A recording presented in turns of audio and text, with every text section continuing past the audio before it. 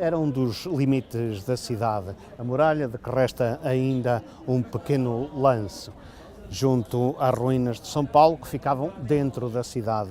Para lá era território que, pode dizer-se, era terra de ninguém, ou seja, nem pertencia aos portugueses, nem aos chineses, terras pantanosas, e depois lá longe a aldeia de Monhá.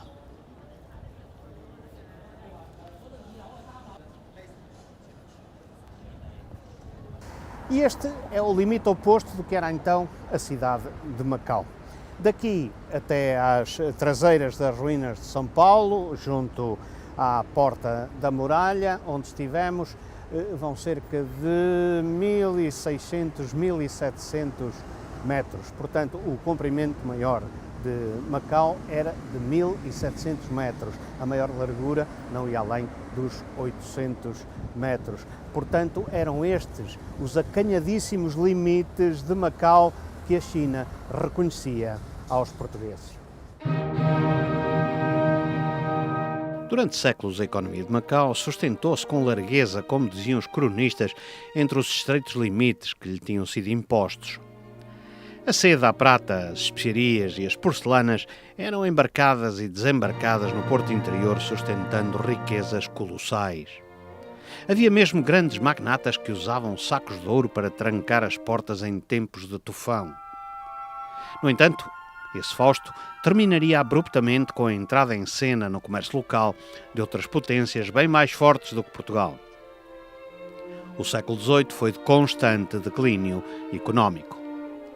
Nem o ópio conseguia compensar as perdas para a cidade do fim do monopólio do comércio português na China. Ao abrir o século XIX, Bocage descrevia o estado de ruína moral e material por que Macau passava.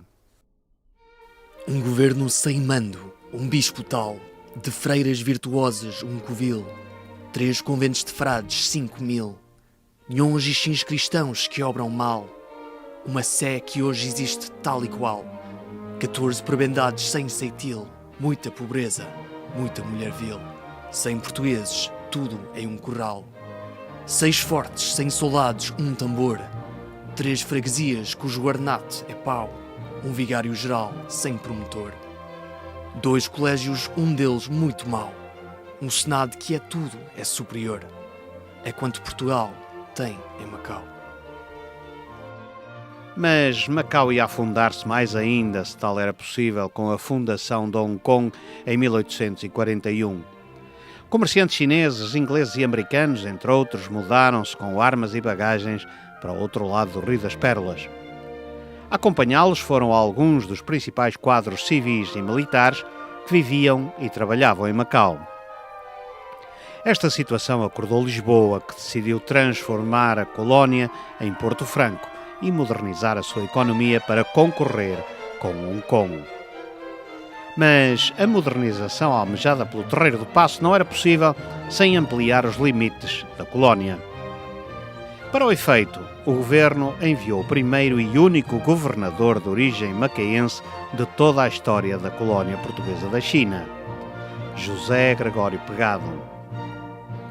Este oficial de marinha chega a Macau no momento em que se desenrolam negociações com o Alto Comissário Imperial Qiying com vista à transformação do Estatuto de Macau. Entre as questões a resolver contava-se nomeadamente a da Ilha da Taipa, onde aportavam os navios do ópio e que não estava sob jurisdição portuguesa. Face aos sucessivos falhanços do ministro plenipotenciário português em obter um acordo, o governador Gregório Pegado decidiu encontrar-se pessoalmente com o comissário chinês Qiying a fim de resolver pelo menos o assunto da Taipa de uma vez por todas. Dada a sua origem macaense, o governador conhecia bem os usos, costumes e etiquetas chinesas, pelo que não teve dúvidas em usar o que sabia para atenuar a intransigência do comissário do Celeste Império.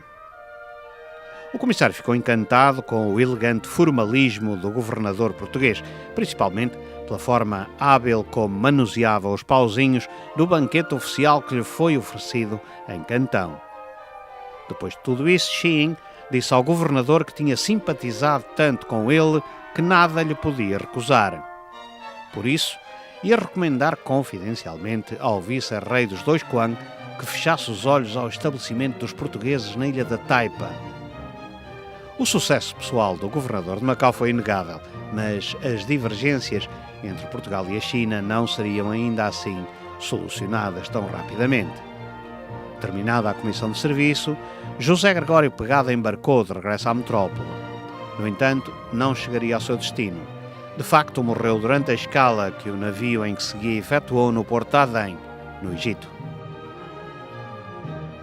Nessa conjuntura volátil que se vivia, então, Gregório Pegado sucede João Maria Ferreira do Amaral, tal como ele, oficial de marinha, mas acabavam aí as semelhanças, eram personalidades radicalmente diferentes.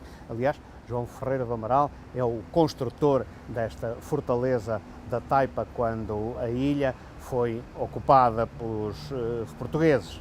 Bom, enquanto José Gregório Pegado era um diplomata, um fino conhecedor da etiqueta chinesa, João Maria Ferreira do Amaral não queria saber disso para coisa nenhuma e impôs à força a presença portuguesa aqui em Macau. Talvez tenha sido por isso que pagou com a vida esse arrojo de transformar Macau num Porto Franco e de alargar os acanhados limites de Macau para aqui, para a Taipa e mais tarde para Coloane.